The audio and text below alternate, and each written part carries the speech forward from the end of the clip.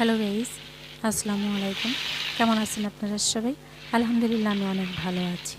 আমার টুকিটাকি চ্যানেলের পক্ষ থেকে আপনাদের সবাইকে জানাচ্ছি আন্তরিক শুভেচ্ছা এবং অভিনন্দন। আজ আমি চলে এসেছি দারুণ মজাদার এবং মুসমুসে একটি রেসিপি নিয়ে।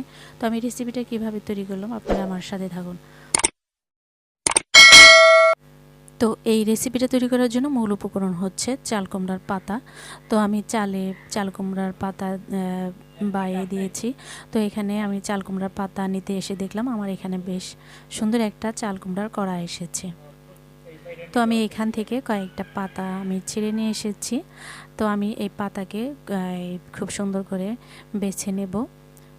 তো আমার সবগুলো পাতা আমি খুব সুন্দর করে বেছে নিয়েছি। এবার একটা বড় সড়ো হাঁড়ির মধ্যে আলতোভাবে এই পাতাগুলো ধুয়ে নিতে হবে, যাতে পাতাগুলো ছিঁড়ে না যায়।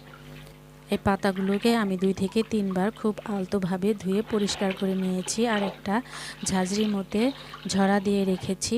পানি ঝরতে ঝরতে আমি বাদবাকি কাজগুলো কমপ্লিট করে নেব। আধা ঘন্টা আগে আমি এই আতপ চালগুলো ভিজিয়ে রেখেছিলাম। এবার আমি এই আতপ চালগুলোকে খুব মিহি করে বেটে নেব। আর এই রেসিপিটার জন্য, এই আতপ চালের জন্য কিন্তু রেসিপিটা খুব মুচমুচে মজাদার হবে।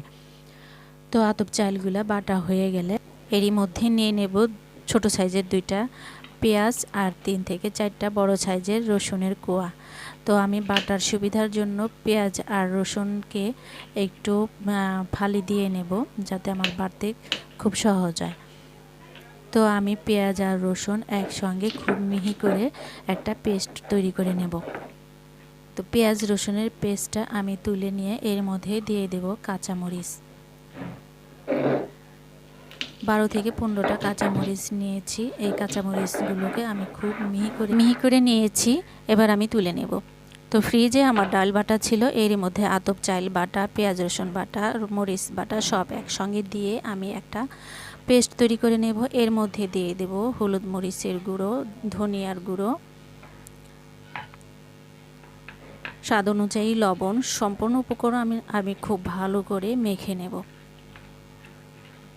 খুব ভালো করে একটা পেস্ট তৈরি করে নিয়ে এবার আমি এই পাতাগুলো থেকে বুটাগুলো ছাড়িয়ে নেব।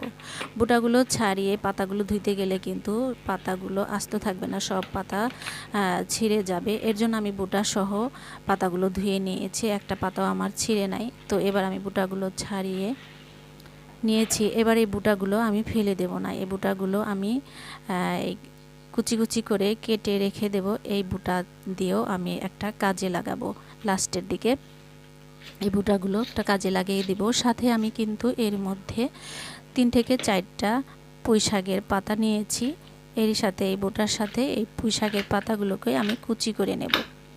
তো কুচি করে আমি এটাকে আলাদাভাবে তুলে রেখে দেব। লাস্টে এটা দিয়ে কাজে লাগাবো। আমি কিন্তু এখানে আদা রসুনের পেস্ট দিতে একদমই ভুলে গিয়েছিলাম। তো আমি আদা রসুনের পেস্ট দিয়ে আর একটু ভালো মতো মেখে নেব।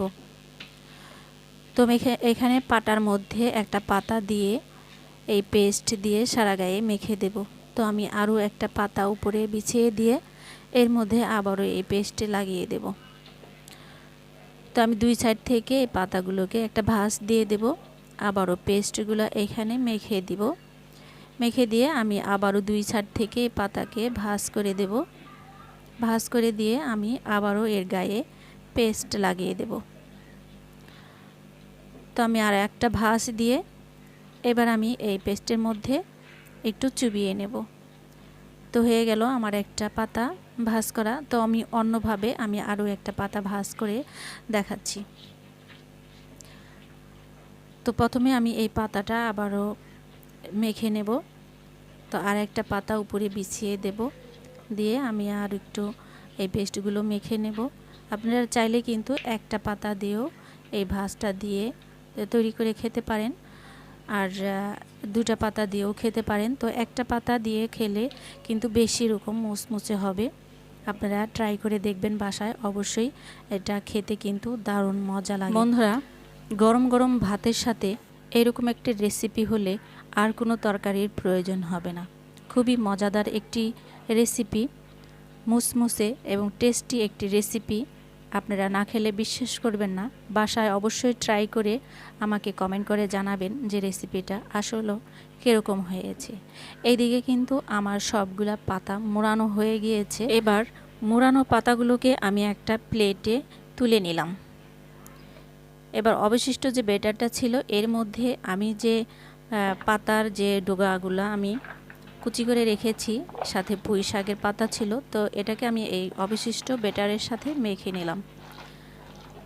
তো আমি চুলোতে একটা কড়াই বসিয়ে দিয়েছি আর তাতে পরিমাণ অনুযায়ী তেল দিয়ে দিয়েছি। তেলটা আমার গরম হয়ে এসেছে আর এর মধ্যে আমি মোড়ানো পাতাগুলো দিয়ে দেব।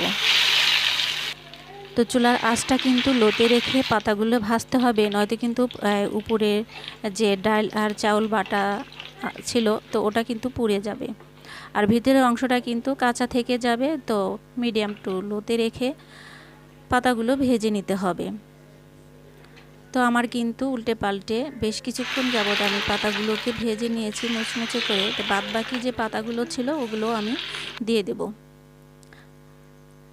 আর যে পাতার যে ডগাগুলা ওগুলা যে আমি অবশিষ্ট ব্যাটারের সাথে দিয়ে দিয়েছি, তো ওগুলো আমি বড়ার অনুপাতে দিয়ে দেব।